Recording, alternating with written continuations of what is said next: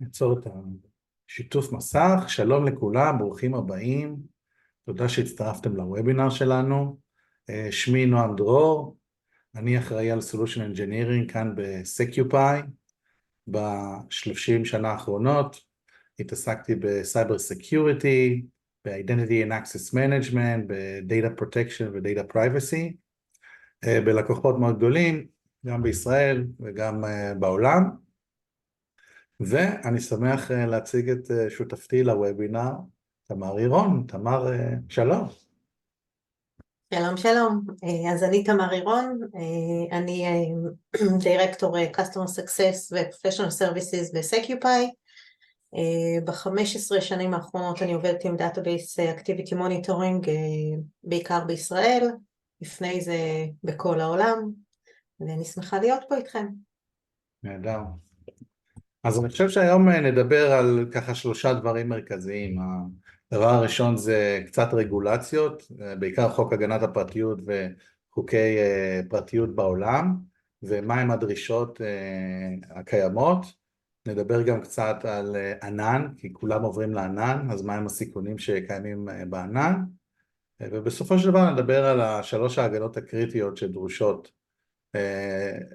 להתייחס אליהם, כאשר רוצים לשמור על חוקי הגנת הפרטיות ורגולציות פרטיות בעולם, כאשר עוברים לענן. אז לשנינו יש הרבה מאוד ניסיון, תמר. אולי נתחיל בהסבר קצר על מהו חוק הגנת הפרטיות. בהחלט, בהחלט. אז כמובן שיש את חוק הגנת הפרטיות בארץ, ויש לנו את חוקים ברחבי העולם, ה-GDPR ועוד רבים אחרים. אנחנו נתמקד קצת יותר בישראל, אבל זה תופס לכל העולם. בעצם מה אומר לנו חוק הגנת הפרטיות?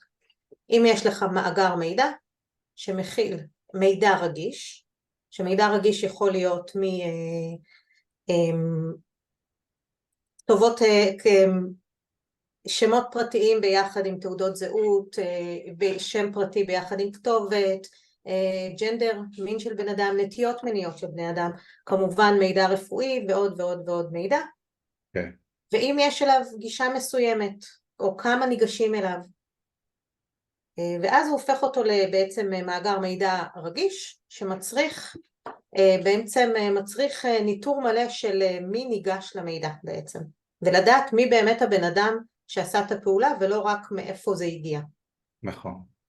אז גם פרטים מזהים על הבן אדם, וגם נתונים על המידע הרפואי שלו, מידע הגנטי שלו, אם יש איזה משהו שקשור לפוליטיקה שהוא מאמין בה, או משהו על עבר פלילי, או איך הוא צורך את התקשורת שלו, את האינטרנט שלו, את הטלפון שלו, הנכסים שלו, כל הדברים שקשורים להרגלים של אותו אדם, הם תחת הרגולציה הזאת של אבטחת מידע.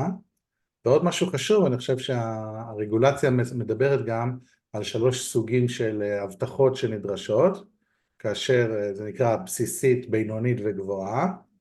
כאשר בינונית וגבוהה זה מתי שיש לך מספר אנשים שיכולים לגשת למידע הזה. אני חושב שבינונית מוגדר 10, שלפחות 10 אנשים יכולים לגשת למידע הזה, וזה לא משנה כמה אנשים יש לך בדאטאבייס. ובהבטחה גבוהה, אתה צריך שיהיה לך לפחות 100,000 אנשים בתוך הדאטאבייס שלך. זה הנושא של מה מכוסה, וכמובן זה מכסה את כל השוק הישראלי, כל חברה ישראלית שמחזיקה, וגם לא ישראלית, שמחזיקה נתונים על אזרחים ישראלים, תושבים ישראלים, צריכים להיות מכוסים על ידי הרגולציה הזאת. בדיוק. אוקיי, אז עכשיו אנחנו יודעים מה זה פחות או יותר מכסה, ומה זה אומר מידע רגיש. אז מה הם כמה מהדברים העיקריים שהחוק הזה, חוק הגנת הפרטיות, מבקש? אוקיי, אז בעצם הוא מבקש מאיתנו מספר דברים. הדבר הכי חשוב זה לדעת בעצם איפה המידע הרגיש שלך יושב. לכל ארגון, מהקטן ביותר עד הגדול ביותר, יש מאגרי מידע. הדבר הראשון שהחוק הזה מבקש ממך זה לדעת איפה יש לך מידע רגיש. וזה זה הבסיס, בלי זה אתה לא יכול להתחיל. נכון. הדבר השני הוא לדעת מי ניגש למידע הרגיש, מאיפה הוא ניגש, מתי הוא ניגש, ומה הוא עשה בעצם. וזה הקי, קודם כל לדעת איפה, ואחרי זה לדעת מי. נכון.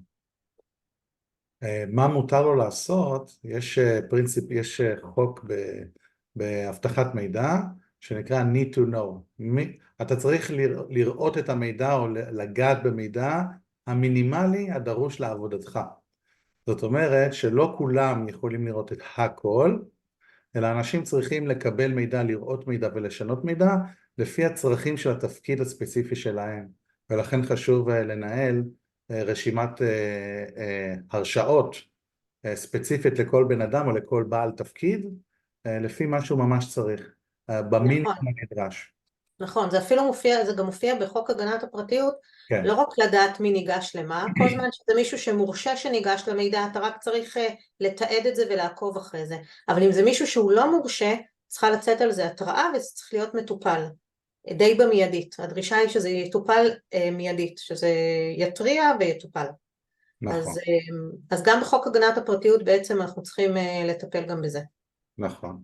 והתיעוד הזה צריך להישמר לפחות לשנתיים. נכון. לפי החוקים. ואז מה קורה אם יש לך פריצה? מישהו פרץ לך לבסיס הנתונים, אתה צריך להבין מה זה האירוע הזה, מי נגע בזה, איך הוא נגע ללא הרשעה. ואחד מהדברים שחשובים לעשות זה לדווח לאנשים שנפגעו. אז אתה בעצם צריך לדעת מי הם האנשים שנפגעו מהפריצה הזו. בדיוק. זה לא רק מי פרץ, זה גם לאן הוא פרץ. נכון. נכון. הגיוני. אז אלה הדברים המרכזיים, זאת אומרת, אלה הדברים כאילו החוקיים, ועכשיו צריכים לתרגם אותם לטכנולוגיה. צריך להבין מי הם המשתמשים שלך, איך הם נכנסים לתוך הדאטאבייסים שלך, איזה הרשאות אתה יכול לתת להם, מה הם יכולים לראות, מה הם לא יכולים לראות, איך אתה מתעד את מה הם ראו, ולפי איך שאתה מתעד, ולפי כל אחד לאן שהוא נכנס, איך אתה יכול עכשיו לדווח במקרה של פריצה, לאנשים שנפגעו מהפריצה הזאת. כל הדברים האלה בסופו של דבר גם מתרגמים לטכנולוגיה. נכון, אין דרך אחרת לעשות את זה ולא על ידי טכנולוגיה, ובעצם כאן אנחנו נכנסים. נכון, נכון. אז לפני שנדבר על טכנולוגיה, בואו נדבר עוד קצת על חוקי פרטיות ורגולציות שונות בעולם.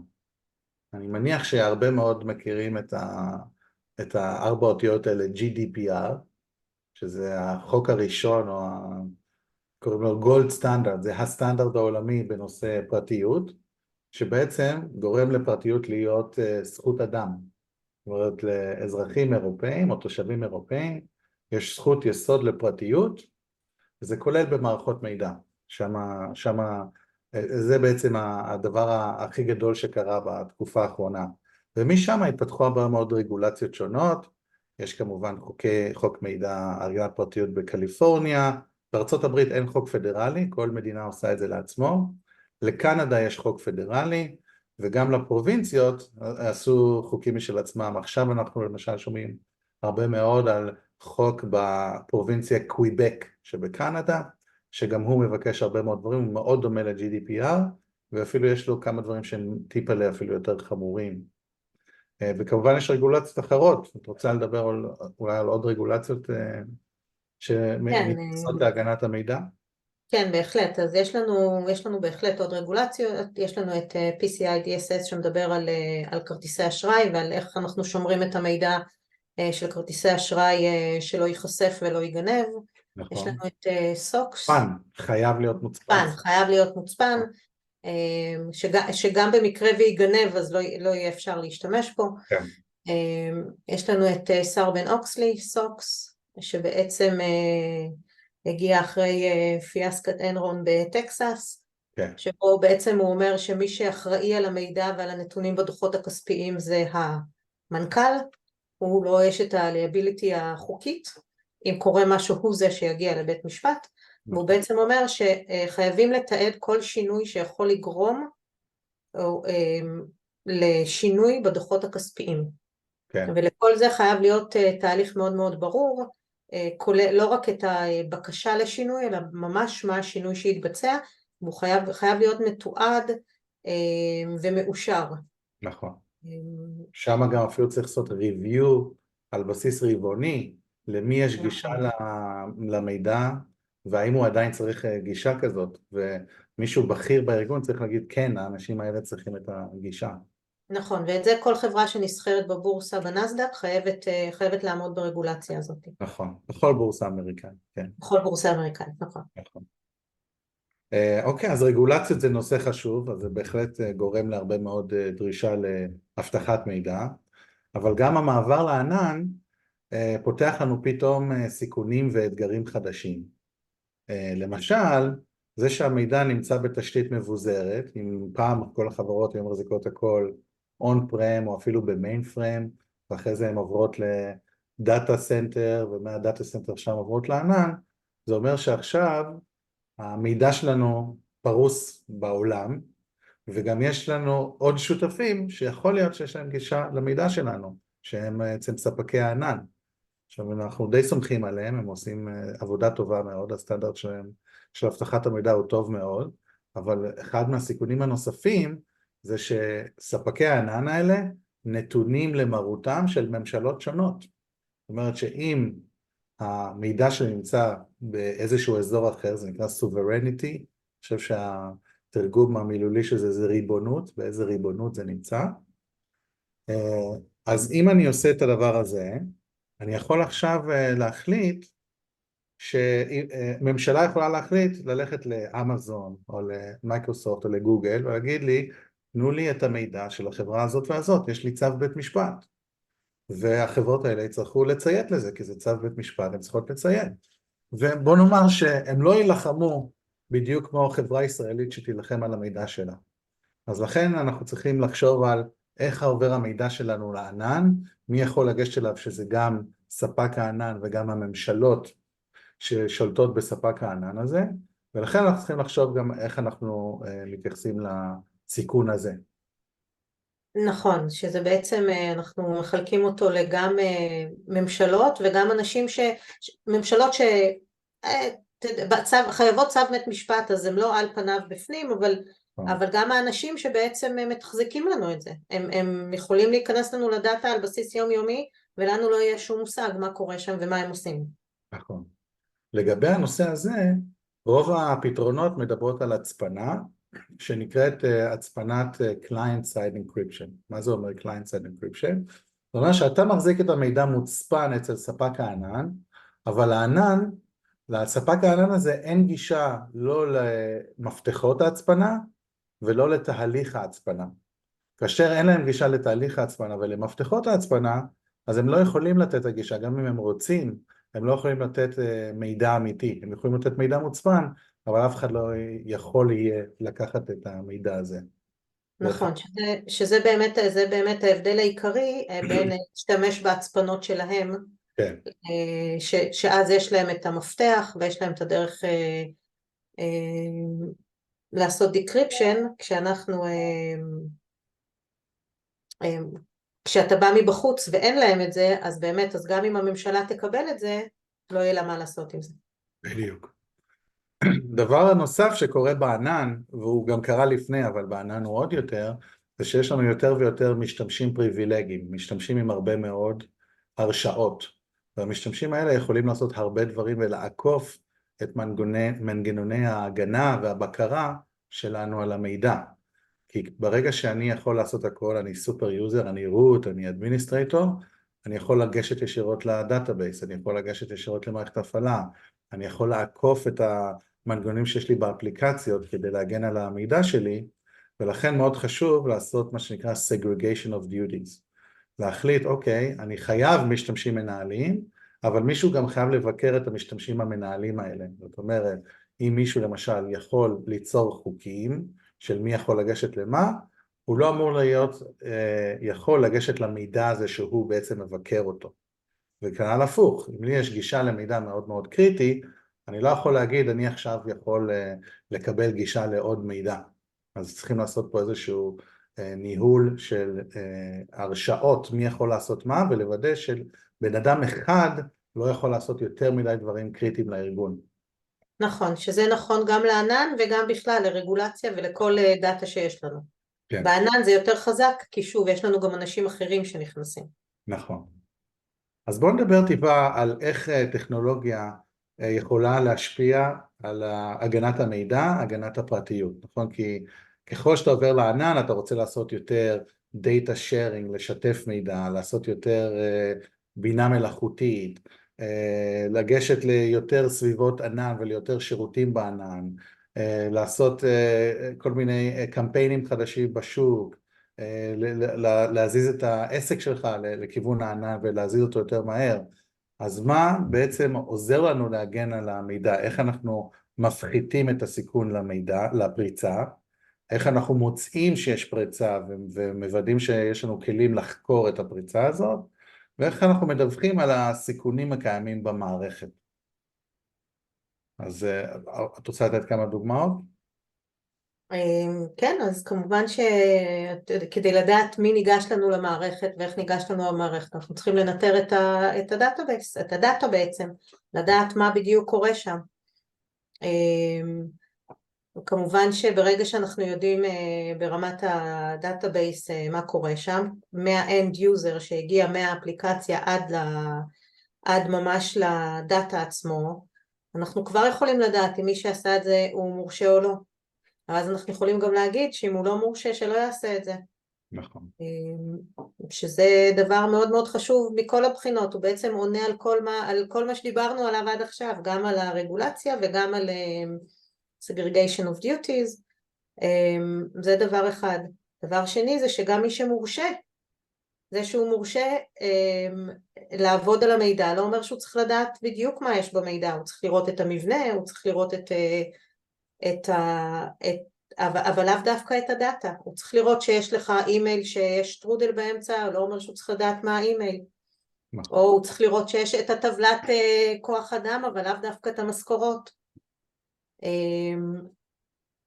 ופה, וזה עוד דבר שאנחנו צריכים להגביל את מה שמי שכן מורשה רואה.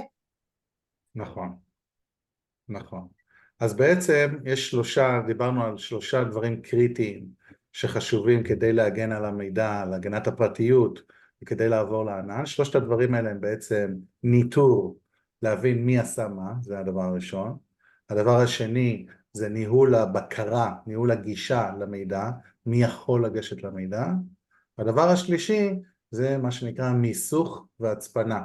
אני יכול למסך את המידע, אני יכול להצפין את המידע, אני יכול לעשות התממה למידע, למדתי את זה ממש לאחרונה את המילה הזאת, התממה, שזה אומר אני יכול בעצם לשנות אותו טיפה, הוא עדיין יראה דומה למקור, אבל לא תוכל להבין מי הוא המקור. לדוגמה, תאריך הלידה, מישהו נולד ב1 לינואר 1980, אני לא אכתוב את התאריך הזה, אני אכתוב נגיד 1/6/1981. זה לא כזה רחוק מזה, אבל זה יהיה מספיק בשביל להסיק מזה איזשהו מסקנה או תובנה על ידי מנגנוני בינה מלאכותית, אבל אני לא יכול להגיד, אני יודע מי נולד בתאריך הזה, ולכן אני יודע לזהות את המשתמש, אז זה התממה. אז זה בעצם 3 הדברים העיקריים, ניטור הגישה, בקרת הגישה, וניסוך והצפנת המידע. עכשיו אני דווקא רוצה לשתף איזה שקף, להראות דוגמה לזה. פה בעצם אנחנו יכולים לראות את הדרך שבה אנחנו עוזרים ללקוחות בעולם לענות על רגולציה. פה ספציפית מדובר על רגולציה GDPR, כמו שאמרתי זה הגולד סטנדרט בהגנת הפרטיות, ובעצם אנחנו יכולים לעשות את כל הדברים האלה. החל מהבנת המידע, אתה צריך לדעת מה המידע שלך, איפה נמצא אימייל, איפה נמצא תעודת זהות, איפה נמצא תאריך הלידה, אני צריך להבין איפה הדברים האלה יושבים. אחרי זה אני צריך לעשות בקרה, ניטור של מי נמצא שם, וכשאני יודע מי ניגש למידע, אני יכול לראות האם ההתנהגות היא התנהגות טובה, או התנהגות רגילה, או האם התנהגות חריגה. אני יכול לעשות ממש user behavior analytics, אני יכול לעשות זיהוי של התנהגות חריגה, ואני יכול כמובן לתת שם ערך סיכון, זאת אומרת מה הסיכון של כל שבב מידע שלי, וככל שאתה ניגש ליותר ויותר דברים מסוכנים או יותר חשובים, יהיה לך רמת סיכון יותר גבוהה, וככל שרמת הסיכון יותר גבוהה, אני יכול בעצם להעריך מה רמת הסיכון של כל דבר כזה. אני יכול גם לפי הסכמה, בארץ אני לא חושב שיש קונסנט, אבל בהחלט ב-GDPR ובחוק של קליפורניה ובחוק של קנדה ובחוקים נוספים, יש קונסנט. אתה צריך להסכים שישתמשו במידע שלך. אז אם מישהו הסכים, אני יכול להראות את המידע שלו, ואם מישהו לא הסכים, אסור לי להראות את המידע שלו. אז אתה צריך לעשות פה גישת בקרה דינמית, שהיא תוכל לפי המשתנים האלה, להחליט האם אני מראה את המידע הזה או לא מראה את המידע הזה. ואם החליטו לא להראות את המידע, אולי אני צריך למסך אותו. לדוגמה, אמרתי, אני לא מוכן להראות את המידע שלי למטרה מסוימת. אז אם אני יודע שמישהו ניגש למטרה הזאת, אני צריך למסך את המידע הזה. כן? אז זה יקרא Dynamic Data Masking.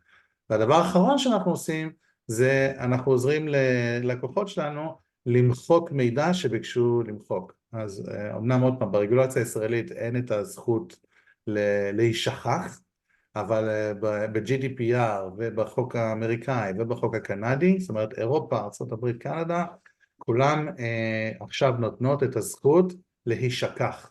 זאת אומרת, אם אני בתור לקוח של חברה אומר, אני רוצה שתשכחו אותי, תמחקו אותי מכל המקומות שלכם, החברה צריכה למחוק את המידע שלי. ולנו יש דרך לעשות את זה, אני חושב שאפילו לזה עשיתי שקף, כן. אז בעצם יש לנו לעשות את זה בשלושה דרכים. אחד, מה שנקרא logical deletion, אני יכול פשוט שלא יראו אותו, המידע עדיין יושב בדאטאבייס, אבל אף אחד לא יראה אותו, לא ה-DBA ולא ה-Analytics ולא התוכנות שמשתמשות במידע הזה, לא יוכלו לראות את המידע. אז הדבר הזה יכול לעבוד בטח בתקופה קצרה, כי אתה לא רוצה, אם מישהו אמר לך, ישר ללכת למחוק, אולי זה היה סתם, אולי הוא התחרט, אולי זה היה בעצם פריצה שאמרה לך, תמחוק את כל המידע שלך, אבל אתה לא רוצה עדיין למחוק אותו. אז זה יכול להיות אופציה ראשונה. אופציה שנייה, זה מה שנקרא למסך את המידע באופן פיזי. מה זה אומר? אני הולך לדאטאבייס ושם איקסים. שם איקסים במקום כל המידע שהיה שם.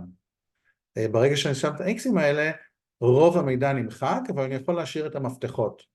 כן, למשל, אם פה ה-name הוא המידע, אז אני יכול להשאיר את ה-name או להשאיר איזשהו encryption של ה-name, שלפחות ידעו שזה אותו בן אדם חוזר על עצמו, אבל לא נדע מי הוא.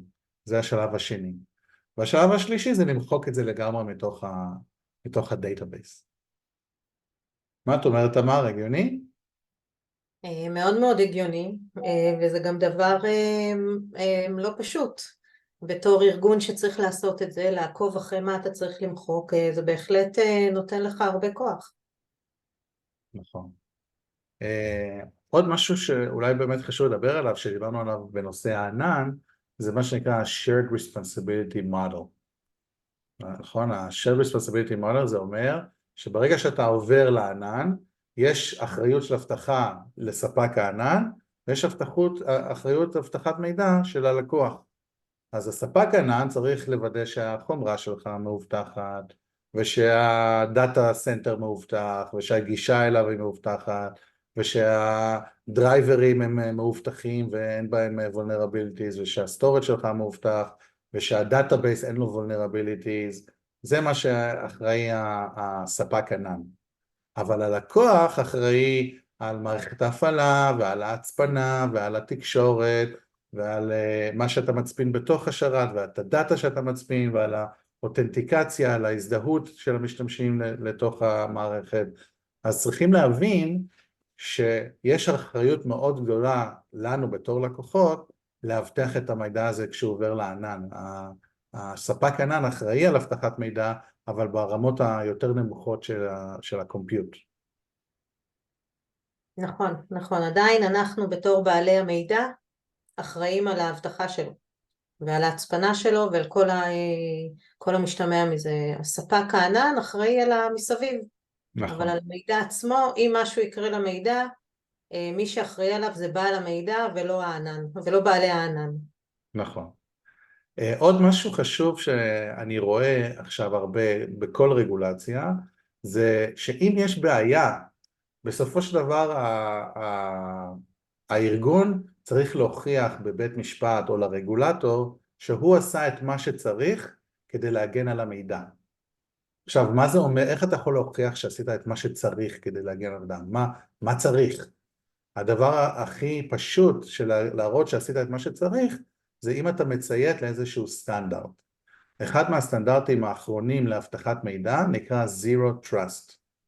Zero Trust הוא משהו שהוא סטנדרטי, הוא בכל עולם הבטחת המידע, יש לו הרבה מאוד המלצות, אני הייתי ממליץ להסתכל במוסד שנקרא NIST, The National Institute of Standard and Technology, זה מכון אמריקאי, שנותן את כל ההמלצות האלה בחינם, ולכן אני חושב שכל העולם מסתכל עליהם, כי הם נותנים את זה בחינם, ויש להם המלצות מאוד טובות, ובעצם ה-Zero Trust הזה, אומר איך אני יכול להגן על המידע שלי בצורה כזאת שאני שם פוקוס על הדאטה ואני שם פוקוס על היוזרים.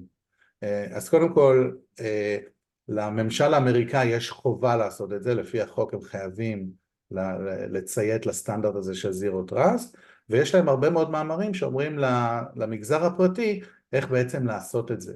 אז אחד מהדברים שאנחנו רואים מעבר ממערכות ישנות למערכות חדשות, זה למשל לעבור מלוגין של password לעבור ללוגין של multi-factor authentication, לעבור מ-user-based access, לעבור ל-attribute-based access control או policy-based access control, שהוא בעצם ניהול גישה דינמי, אני מחליט באותו זמן האם מותר לך להיכנס או אסור לך להיכנס, לעבור מלזהות רק את ה-device ללזהות ממש את המשתמש ואת רמת הסיכון שלו.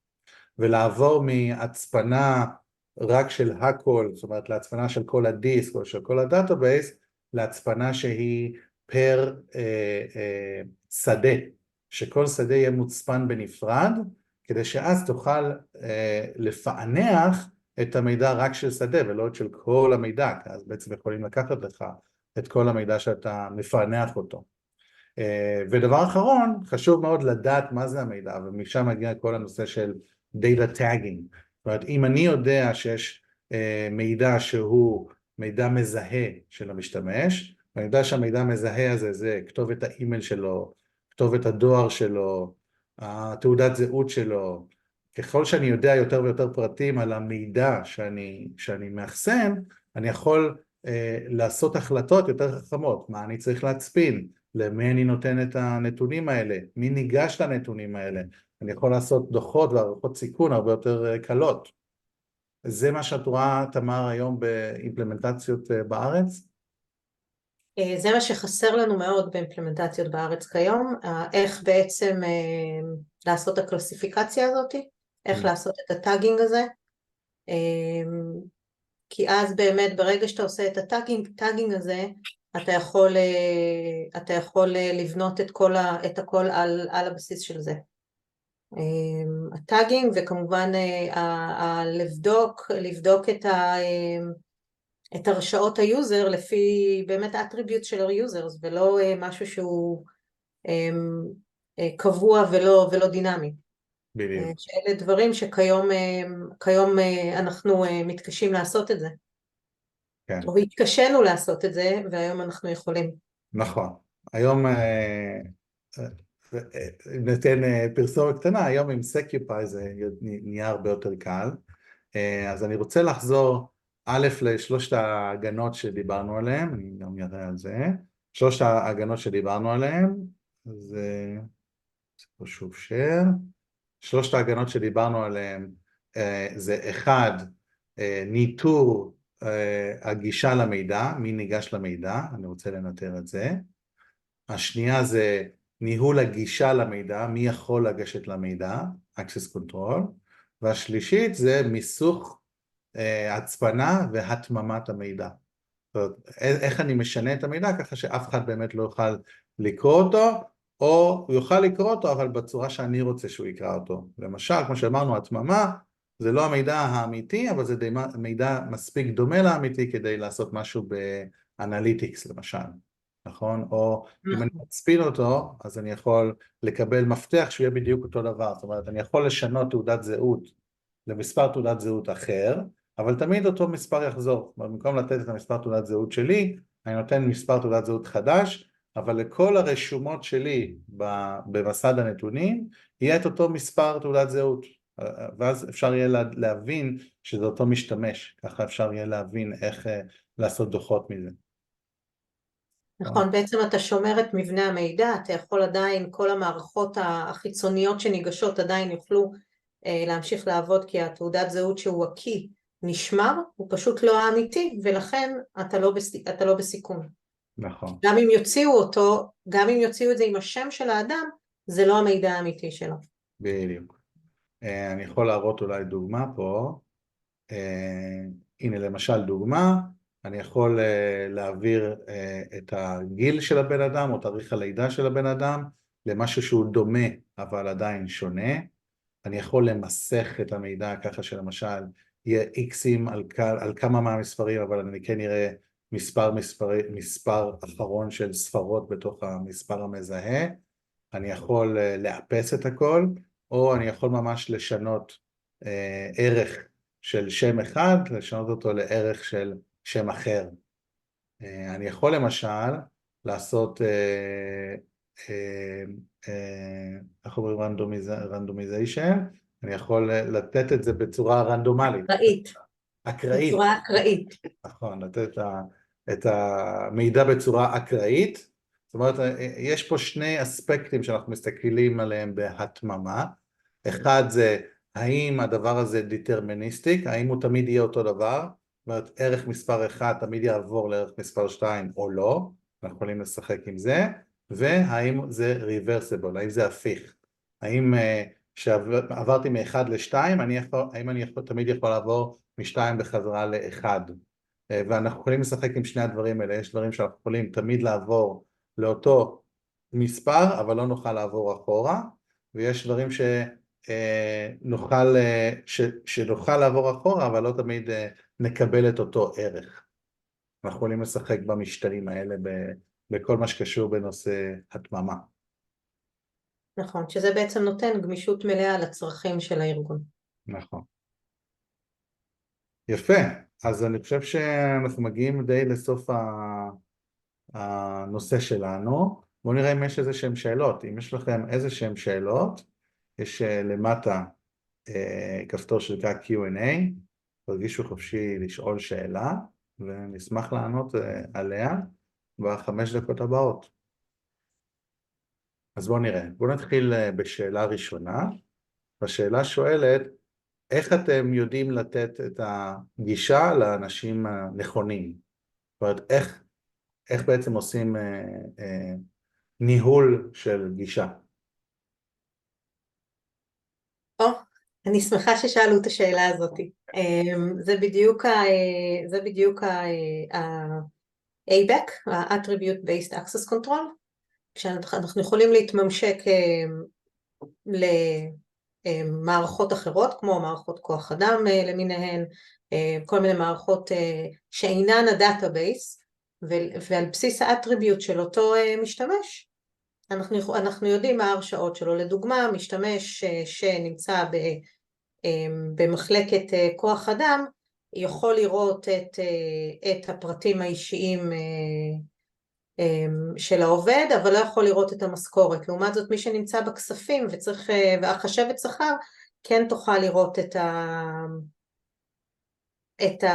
את המשכורת. נכון. וזה בגלל שהאנשים נמצאים פשוט במחלקות שונות, ולפי זה אנחנו יכולים להגיד. נכון. זאת דוגמה. ובעצם יש שני גישות, לפחות שני גישות, יש 3 גישות להרשאות. הגישה הכי ישנה נקראת ACL, Access Control List.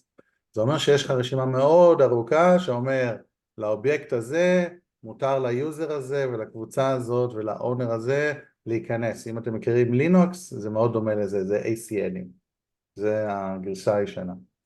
הגרסה הקצת יותר חדשה נקראת Role-Based Access Control, שזה אומר ניהול גישה לפי תפקידים. זאת אומרת, אתה יוצר תפקיד, אתה אומר, התפקיד הזה מותר לו לגשת לכל המידע הזה, ומי שחבר בתפקיד הזה, יש לו גישה לזה.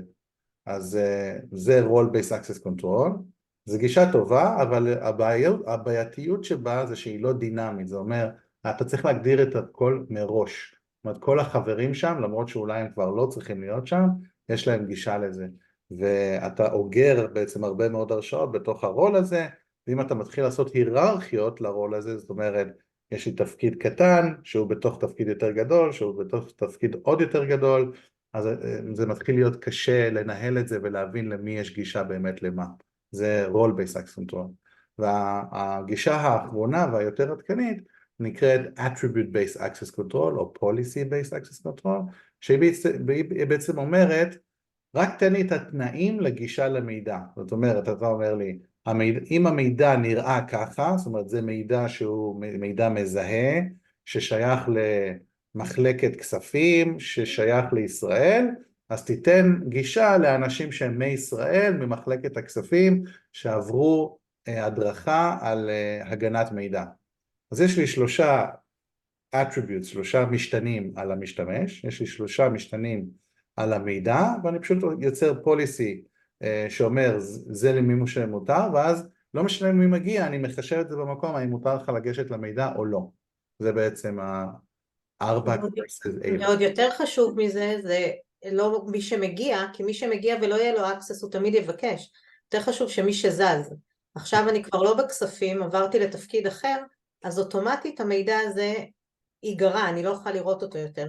שזה גם מבחינת הבטחת מידע וגם מבחינת רגולציה, זה הרבה יותר קריטי. כן, נכון. שאלה נוספת זה איך זה מתחבר להצפנה. אז החיבור להצפנה זה בעצם איך אתה יכול להסתיר את המידע ממשתמשים שיש, בכל זאת יש להם הרשאות. אז אם אתה מצפין את המידע, אתה גורם לכל משתמש לא להיות מסוגל לראות את המידע הזה, וגם לשמור על האמינות של המידע, כי אי אפשר לשנות אותו כל עוד הוא מוצפן, ואז מי שיכול לפענח את המידע, רק הוא בעצם יכול לראות את המידע האמיתי, וגם לשנות אותו אחרי זה, זה בעצם החיבור להצפנה. אולי שאלה אחרונה? אני חושבת שאולי השאלה גם מדברת על זה, שאנחנו יכולים דרך הכלים שלנו, לעשות את ההצפנה גם.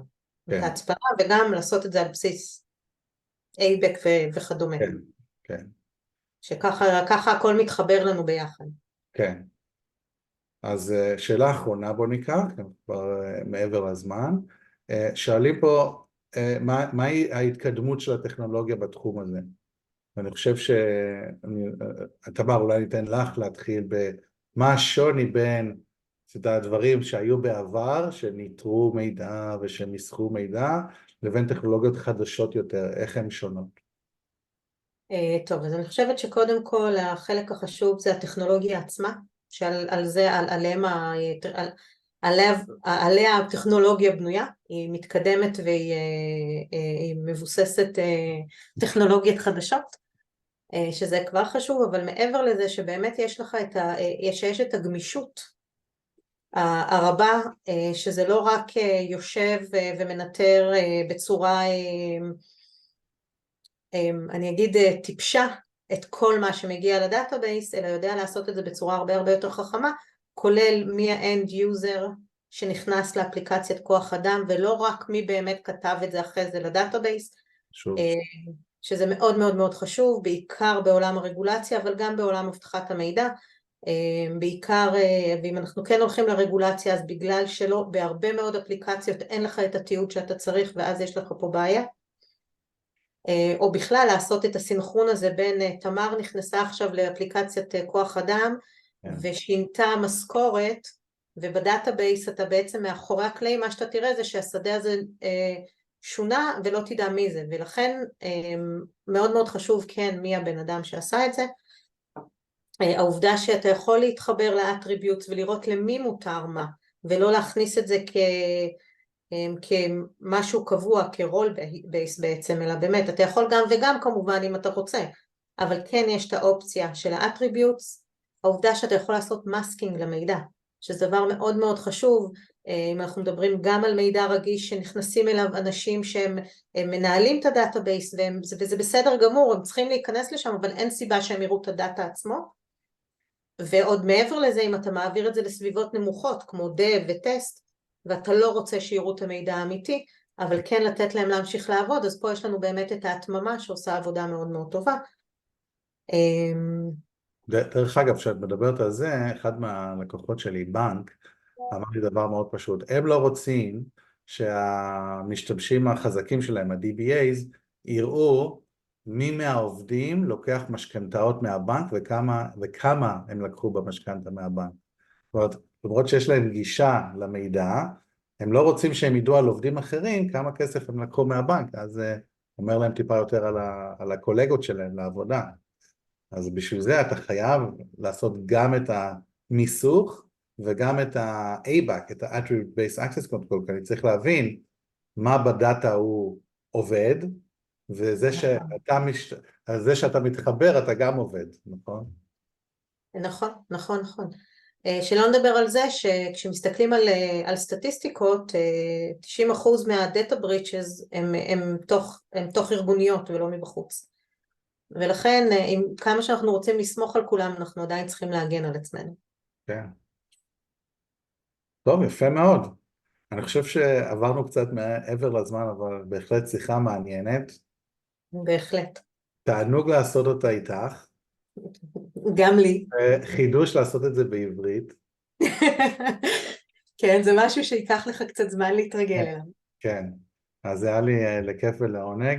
תודה רבה לכל מי שהצטרף. תודה רבה. ונקווה לעשות עוד וובינר בעברית בקרוב. בהחלט. בסדר גמור. תודה רבה. יופי, תודה לכולם. להתראות, יום טוב. יום טוב.